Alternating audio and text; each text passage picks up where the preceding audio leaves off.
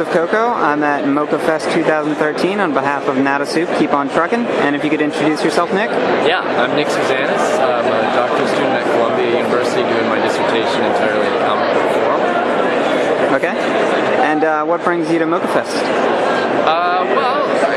I spent a lot of time in the academic realm arguing for comics legitimacy as serious thinking, and so it's a good chance. I'm a New Yorker. It's a good chance to get out and meet other comics people and share the work with a comics audience as well as an academic audience. It's a great atmosphere for that. And you're finding you're getting a lot of people coming around looking at your work. It's better to be behind a table rather than approaching artists at their tables or just matriculating throughout the crowd? Sure. I think having a table, it's a good chance for people to slow down and talk to you and see what you got. You don't have to carry it all on your back. Yeah, I think so. I mean, I think obviously somehow being on the other side of the table means people may or may not take you more seriously than they would otherwise. Right. It's just look at this. I've not had my dissertation videotape before. It's very exciting. Okay. So what you're looking at is a miniature excerpt from the doctoral dissertation itself, which is the first done entirely in comic book form. All right, and what brought this research about? What brought it about? I mean, you were obviously a fan of comics. And I was a comics maker, and so when I came to Columbia, I showed them the kinds of educational comics I was making, and said, this is the kind of thing I can do, for my research here, and they said okay. So the dissertation's in part an argument that this stuff is legitimate, but it's a broader argument about visual thinking and education, and the kind of stuff people in this room all know, but maybe people outside of it don't know as well. Certainly. And are you arguing that it be used more in an academic setting or from an industry perspective, like similar to what Google did with some of their products in order to promote them? I mean, like Scott McCloud's Chrome comic? Precisely, yeah. I'm arguing that it's about how we learn and how we think. People can use it, whatever. This is not a didactic piece saying educators should do this, or it's a thing to say this is how this stuff works and this is who we are. So if educators want to make use of what I've argued for, great. If business folks want to, great. But it's not. It's more philosophical. People can draw out of it what they need to draw out of it. Okay. And how did you go about approaching this? Have you been talking to people primarily, or going through literature, or is it a self-discovery process? This is pretty much a philosophical literature review. It's a widely interdisciplinary piece, ranging from mathematics, science, cognitive work to psychology and art studies, and then, because part of it has to claim for itself, comics theory, so the realm of comic studies and things. So it puts a lot of those pieces together, but it's not a research project in I went to the classroom. It's not that kind of thing.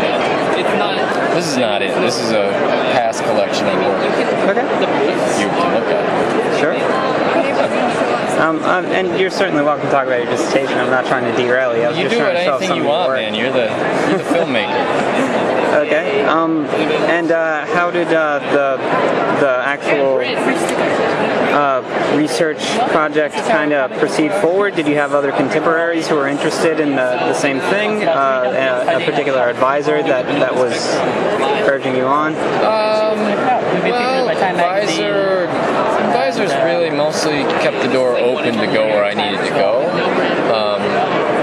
Believe it or not, there's not a lot of people doing their dissertation in comic book form. So you don't have a lot of colleagues in that. But you have colleagues who have some similar interests in visual culture, or I also teach a course for educators on using comics in their classrooms. So you learn from your students and the kinds of projects they're doing. And there's so much on comics and education today that I have a chance to interact with, and it's just a ton of that happening. Of course. So it's a good time to do this. 10 years ago, I don't think it would fly. You think people are taking comics more seriously as a medium now? Yeah, but I think 10 years from now, this won't be as big a deal. Because people will have accepted it as a... Yeah, I think it'll be more accepted, or at least more expected. And, from there on... Right, there seems to be a large charge at the time, at least from my perspective, it's getting in the news anyway, about video games as more of an educational art form.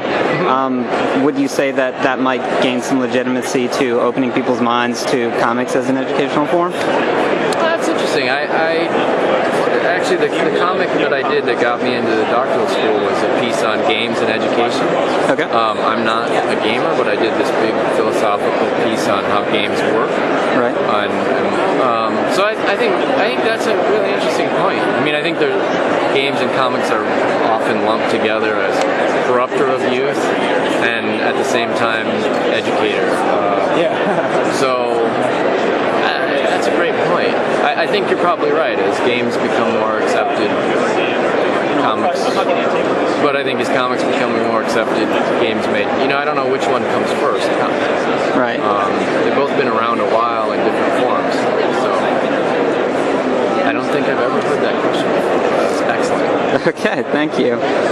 Finally, are you finding that people are understanding your message when they come up to the table, or are they just kind of looking to see what you have to sell and moving on? I have a lot to sell, so it's not yeah, people get it. Okay. People get it, and it's the piece is written. I try to pull out any words that might. I mean, it's a lot about education, but the word schools or education doesn't appear. I try to write something that's somewhat open access, and that the images do the work, and the words really stick to visual metaphor, so that a lot of it talks about the narrowness that we get trapped in education. But if you're not in schools or thinking about that, but you're also trapped in institutions that trap us, I think people can relate to that. So the goal is to have written something that you can connect to whatever you're coming from and not be turned off by language that you didn't need in the first place. Okay. Do you have anything else you'd like to promote other than your dissertation? I post it online as I go. How's that? Yeah, sure. What's the blog or the website? It's a website, www.spinweaveandcut.com, and I pretty much update it as I get a new sequence done. So awesome. I'm trying to have the most read dissertation. These things tend to sit on a lot of dusty shelves. So yeah, thank you. All right, I appreciate it. I hope you have a good MoCCAfest. Yeah, thank you so much. You too.